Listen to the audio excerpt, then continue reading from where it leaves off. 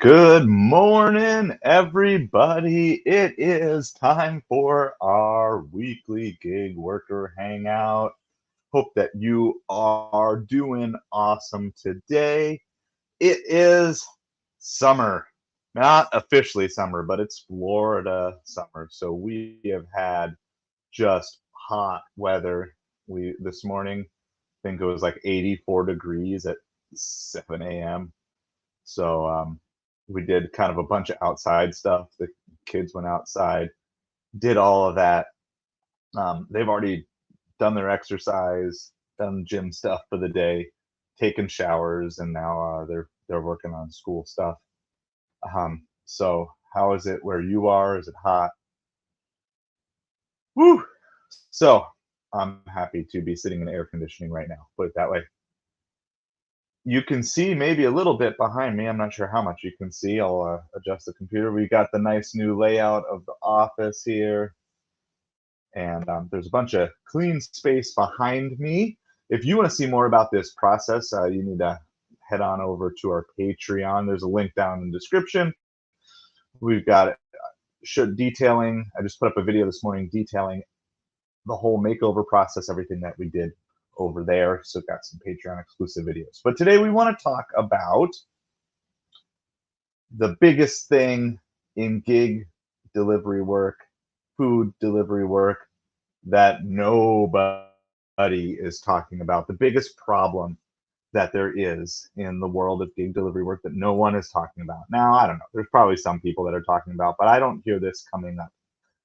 And I'm going to preface this with, of course, if you are doing gig delivery work, we want to help you be as efficient as possible with that. We want you to hit your financial goals as quickly as possible. We give lots of tips and tricks about this. We're constantly looking for ways to maximize pay, try different gig apps, make sure you know and understand your market. Okay, but that none of those things eliminate this problem. Uh, and the problem is this, is that you cannot scale up gig delivery work. Okay. You can get slightly better. You can get slightly more efficient. You can improve your customer service skills that might occasionally increase your tip. But ultimately, in gig delivery work, you are 100% subject to an algorithm that chooses what to give you on any given day. There is no consistency to it. There is no step ladder to it. In other words, you can't just start saying, okay, I mastered the $50 level for deliveries. Now it's time for them to start sending me $75 deliveries on Instacart. You can't say, I have perfected $20 an hour. Now only send me orders that will make me achieve $25 an hour, and then 30, and then 40. You have no control really over much of any of those things. Now, I do think there are things that you can work on to improve the offers that you get. I've been learning that on Instacart, they say your cancellation rate doesn't really hurt you if it's under 15%. But the more and more research I'm doing, it looks like that it actually does. Any cancellation hurts the batches that they will send to you. So you can improve things, you can improve your metrics, you can clean up your things, but you cannot scale up. The biggest problem with gig delivery, food delivery, is that you cannot scale up, at least not past something that's maybe a step or two above where someone starting at this is. I mean, you can multi-app and you can have good hours, right? Like I've had good hours. I've had hours where I've made $100 or more, but there's no way that I can consistently make $100 an hour doing gig delivery, food delivery. There is a cap, there is a ceiling. And that ceiling might vary from day to day and week to week and even seasonally, right? Like, well, I'm in a major seasonal market when all of my snowbirds from here go home. Obviously it gets tougher. And I could say, well, November and December, I can make more money. Well, yeah, that's true, but there's still a cap. You can still only make so many deliveries per hour. And so we need to be real with the fact that if you are trying to grow your financial position, that gig delivery and food delivery should only be a stepping stone in your process. And the longer you stick with gig delivery and food delivery as a primary or a main source of income, the longer you will wait to get to a financial breakthrough. Now, this is not to downplay the role that this plays. If you're like me and you're working out of debt, gig delivery is something that is consistently available to you, and it probably has an easier barrier of entry than a lot of different opportunities that you have. I think it beats, if you're trying to get a quick job, it beats working in fast food where you might be starting at 14 or 15 an hour. I think unless you're in a really small market, I think 18 to 20 for someone who has no clue what they're doing, 18 to 20 an hour should be fairly doable. Our channel goal is 25 an hour, but like I said, I've had hours better than that, but there's no way that you can consistently do that. So like yesterday, I want to talk through my yesterday because my yesterday was a day of like downs and ups. And so Wednesday traditionally has been kind of a slow day, but I've noticed over the past 6 weeks or so, I've actually done really well on Wednesdays. I've done quite a few $300 Wednesdays in 12 hours or a little bit more, $25 an hour Wednesdays. Um, Yesterday I've been trying some things. So one of the things I've been trying is Instacart states that as long as you're in the bubble of a store, that you will get orders. You don't have you, there's no advantage to being any closer. And so I was like, okay, I'm gonna try this. I found a place that I could be in the bubble of multiple stores, but it's further away from Costco. So I took it on for the Costco drop because normally at the Costco drop, I'm either in the store, right outside the store, in the parking lot. I'm really, really close and see all the batches. So yesterday I went to the spot that was still in the Costco bubble, but a lot further away from the store, not even in that store's parking lot. And I did not see one offer come through from the Costco drop because I was further away. So, which proves to me that Instacart is lying because when I finally did go into Costco, there were tons of Instacart shoppers shopping everywhere. And when I'm saying none, I mean none. Not bad offers, not no offers worth taking. I saw no offers.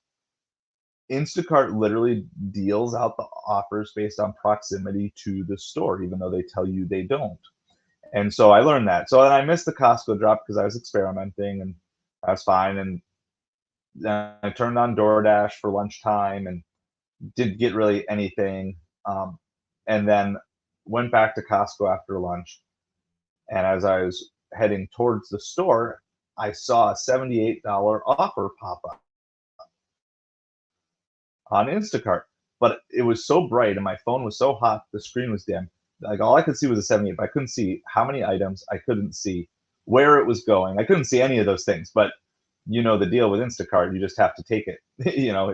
If you can, if you see it, you better take it. So I took it, and of course the drop off was like 30 miles away. Now, so then I went through this whole emotional roller coaster of, do I take this? I mean, I already accepted it. I don't want to be canceling it. It is still $2 a mile. Um, anyway, and I ended up doing it. I ended up taking it and I ended up delivering it, but I wasn't happy about it at first. Right. And going through this whole process of all these things. And then evening comes and then supper and late night was great. So I didn't get my $300, but I ended up with like a $250 day. All things considered, even though I missed a Costco drop, I had, a solid dead hour in the morning where I didn't accomplish anything. But that's it. Like there's no scaling up. There's no, okay, the only way you scale up is to put more time into this. And I think that's a real danger because you've capped your value, you've capped your income and your earning potential. Even in a W 2 job, where it might feel a little dead end, most W 2 jobs have at least some opportunity for a raise, some opportunity for, step up in responsibility. And with these gig apps, they keep looking for ways to lower your pay. The more you serve, the more they're going to lower your pay, the more they give incentives to new drivers. So how do we deal with this? Well, the way that I'm dealing with it, and I would encourage you to deal with it, is you need to start putting at least a little bit of your time towards a scalable entity, towards something that you can grow. Okay. Now I'm gonna lay out a couple of different things that both I've done in the past and am doing now. Different things. Before I get to that, what are you drinking this morning? Comment below. I would love to see that if you haven't hit the like button. I am going with I have coffee this morning. I made it myself, so it's not as good as when my wife makes it because she's just better, but it's still liquid caffeine. So I've got two, four espresso shots, two Doppios, some half and half, and some sugar. It's just pretty basic over ice because it is summer, like I said. So comment below what you're drinking, whether you're watching this live or on replay. We'll always love to know. But so I would encourage you to say, what is one thing that I can do that has a long-term potential to scale? Now, you don't have to monetize this right away. It doesn't even have to be entirely profitable right away. It could just be something along the lines of, I'm going to start this and I'm going to go from there. I want you to think of a couple possibilities. Number one is YouTube. I am convinced that, as thankful as I am that you are watching my stream, the YouTube world would be a better place if you were making, or when you are making, your own content, when you are creating your own content. There's obviously no way I can watch every piece of DoorDash and Instacart and Uber Eats content that's produced on YouTube, but I do try to subscribe to all of my subscribers who are producing content in those areas, because I want to hear from you. And even if I don't get to watch every single one of your videos, I want to learn. I want to find out what your pain points are. I want to hear what you're learning. So I can tell you, this is full disclosure, my YouTube is not monetized yet. I decided this was a kind of a New Year's resolution. I wanted to start this. We're getting close to the point where it is monetized, and that monetized, whatever. We're getting close to that point. But I want you to realize that that's been, I started in January, so January, February, March, April, May, whatever. So 4.5 months, 5 months. And we're not. Now, if you have better camera charm than me and you're better at attracting a crowd, you could probably get your YouTube stream, monetized faster than I am. But I am building this, and I wish more of the creators in the gig world would just talk more about the realities of, hey, look, the reason I'm able to produce this content for you is because I'm monetizing these other ways, because I have multiple income streams. Because I think what happens is you kind of get people in this rut where they're like, well, how are they so happy? They're delivering DoorDash and they're taking these orders that I would never take because I can't afford to take. Well, it's because they have a scalable income stream beyond gig work and beyond delivery work. And so they can afford to do that. And I hope to get to that point too, but I'm also not in a position where I can wait, right? So I'm kind of in that in between where it's like, no, when I'm out there grinding, I'm grinding for the money to pay the bills for today or tomorrow or next week. But I'm building what could potentially be an income stream for me here. And so I can tell you what I've made in total through all of my affiliates, because my affiliates have all come through Upside so far. So you want to know a big reveal how much money I've made as a YouTuber? This just updated, and I'm very excited because I gotta figure out how to do this where I can. I'm gonna block off names, but let me do this. Okay. Save to photos. This is how much I've made scaling up my YouTube, and this is all through Upside. So I get a little commission every time someone fills up their tank of gas using my affiliate link from Upside. So here's what I've made so far. Hopefully that is the correct way for you. Hopefully it's not reverse, but 49 cents. That's what I've made. through YouTube so far. And I'm going to tell you, the very first time that I think it was like 11 cents or something that I made in the very first time someone used it, I was so ecstatic. I was like, there's just something so cool about that, because it was not someone I know. You know, it wasn't just like a friend was like having pity on me. It was like someone watched one of my videos. I don't know which one. I'm assuming it maybe was from the Upside video, but someone watched one of my videos. They signed up through my link and they filled up. And now every gallon that someone pays through my link, I get 1 penny. I get 1 penny per gallon. That's what so I made 49 cents. That's the total income. However, the potential income there is significantly greater than food delivery and gig delivery work, because it can scale up, right? There's no limit to the number of people who can sign up through my link. Now, if you're not saving money on your gas, getting cash back through Upside, I've got a link down below, and you get a benefit and I get a benefit, and we can scale up together. You get cash back, I get a bonus for referring you and doing that. But none of that happens unless I take the risk of starting on YouTube back in January. Okay, so that's one area, one way that you can scale up. And I would highly encourage you. I don't care how lame you think your content is. I would highly encourage you to start something on YouTube, because the scalability is there. And maybe it doesn't even have to be in the gig delivery world. It could be just something, a hobby that you're passionate about. You know, I'm talking with my son because he really likes baseball cards and stuff, and he'd like to do a baseball card streaming channel. We're trying to figure out all the details of what that would look like, but like it could just be a hobby thing.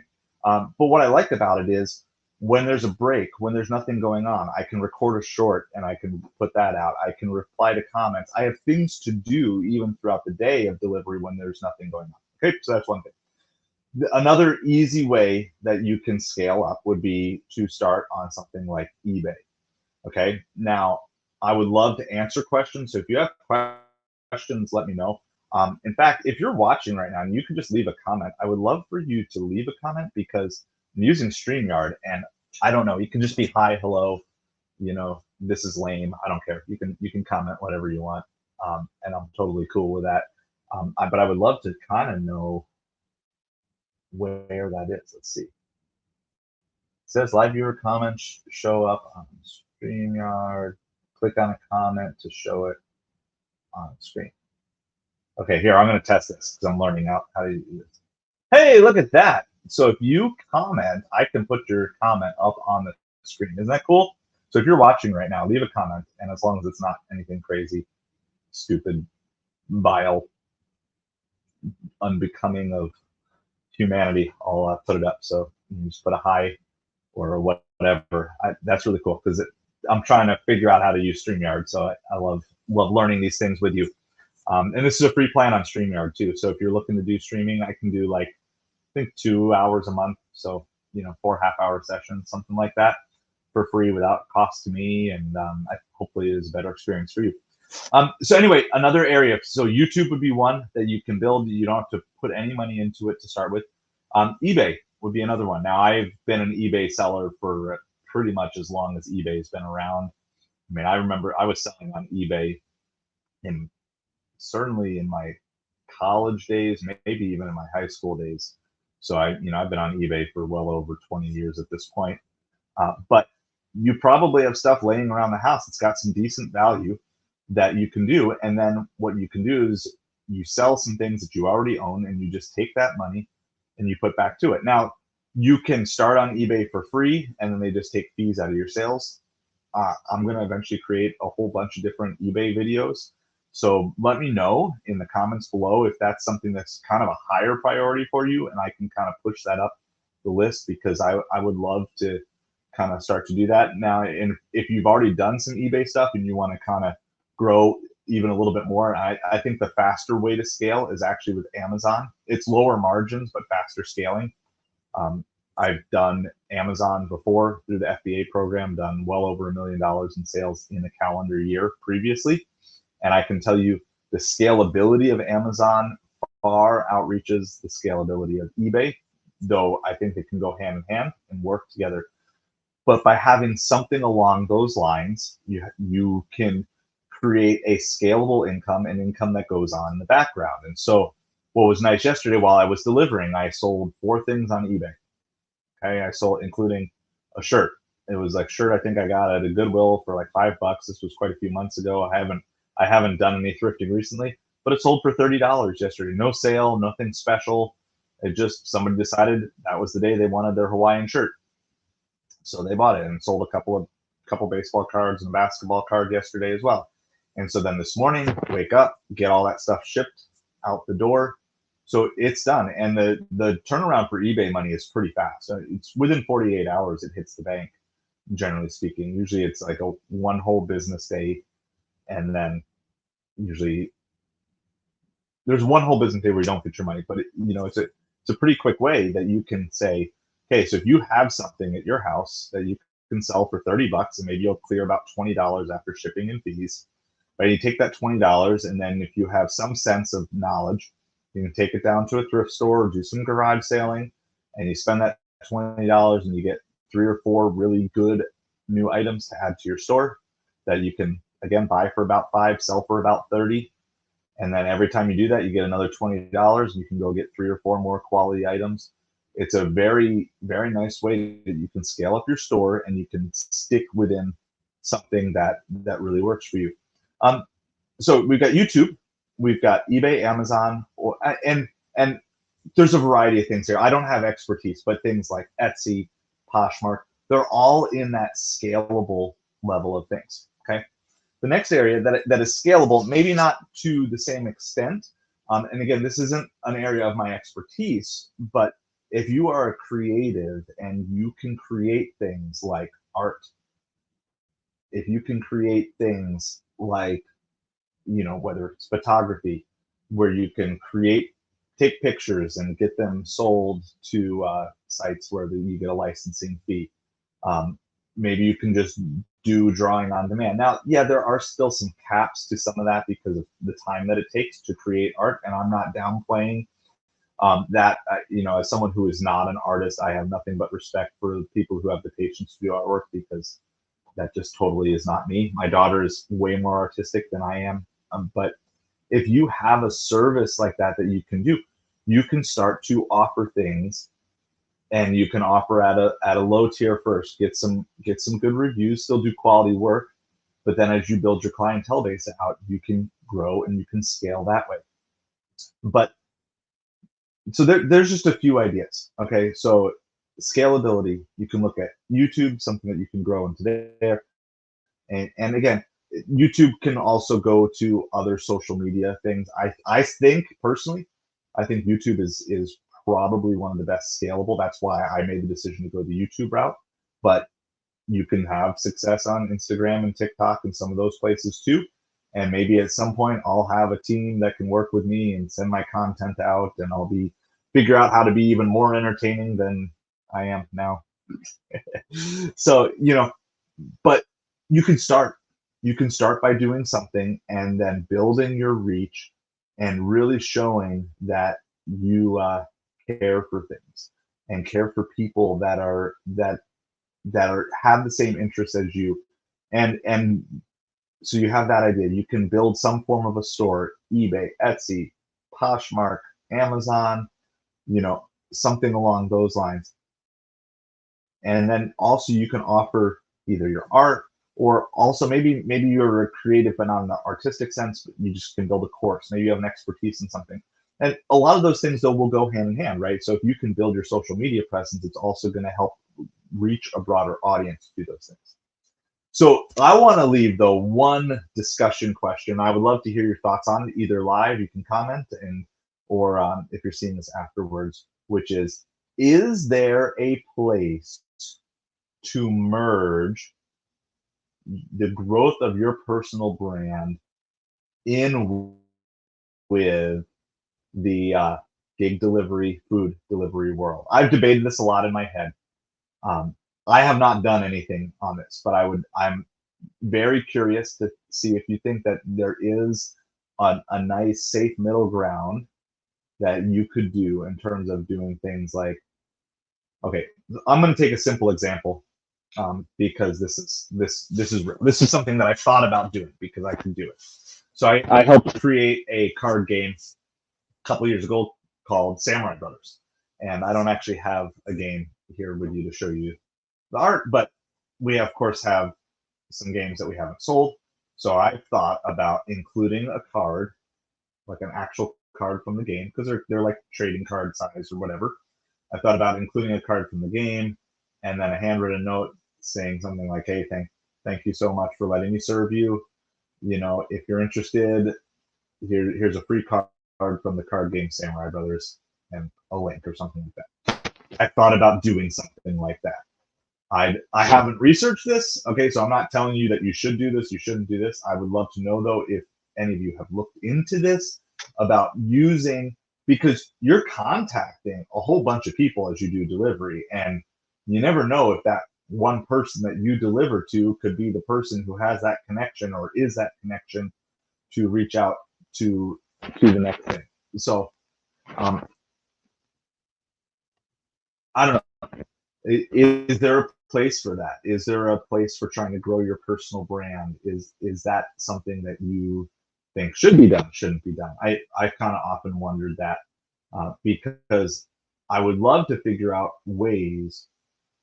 Now, I think there'd be definitely with restaurant workers, there's a little more freedom there to be talking about things. Like I'll share with restaurant workers about the YouTube channel, and a lot of them are like excited every once in a while. They even want to be in a video, you know, and that sometimes they get them in, sometimes they don't, you know. So sometimes that is not. I generally do not involve any of the people I'm delivering to in my videos, but sometimes restaurant workers, they at least want to hear about it, they want to subscribe, you know, they're interested in it. Some of the security guards or whatever, they security guard part-time and then they deliver part-time, so they're sometimes interested in stuff like that because they want to learn more about it. But I'm just wondering, are there ways that you can grow your brand as you're doing the food delivery that's not overbearing or anything like that? So I'd love to kind of hear any comments or thoughts. I'm going to watch this afterwards too, because I flipped the camera because it was more natural for me because it mirrors me. But now I think everything is kind of backwards on the stream. So anyway, forgive me if all these things aren't good. If you haven't liked and subscribed, I would just ask that you would do that, whether you're, again, live or watching it on replay. I appreciate you so much for the time that you've given to help build this channel to where we are. I want to check my numbers because I always kind of like to know where things are at. We are at 422 subscribers. So if you're not a subscriber yet, I invite you to join and join us on this journey. I'd love to help you kind of deliver. So let me know in the comments below if there's an area of scalability that you really want to start growing on the side, because if it's something that I've got some sort of expertise in or connections, I know a lot of people who are doing a lot of things. I'd love to bring them to you so we can help you grow a scalable side.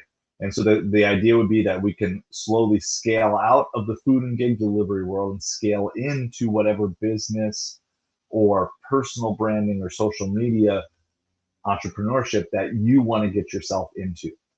Because I think that this gig delivery is great as a temporary, but it's really rough to do it as a permanent thing. The world is changing so fast, this gig delivery stuff, and you just don't know when is Uber going to roll out a new plan where it says you have to have a 70% acceptance rate to even be able to schedule. If Uber follows DoorDash, like, you know, how are you going to keep 70% acceptance rate and 100 deliveries up for 3 or 4 different apps? You know, and you can keep jumping from upstart to upstart. That's fine too, but is that really all you want to do? Is just have to relearn a new app every 6 months? You know, as the new one is really cool, the new thing on the block, and the old ones all just keep lowering your base pay and different things like that. I think that we can do better than this, and so I want to help you with the scalability. I'm actually going to work today on adding some fresh listings to my eBay store for the first time in months. So anyway, leave a comment down below, and thank you again for all of your time. Again, hit that like, subscribe button as well. And we will see you soon.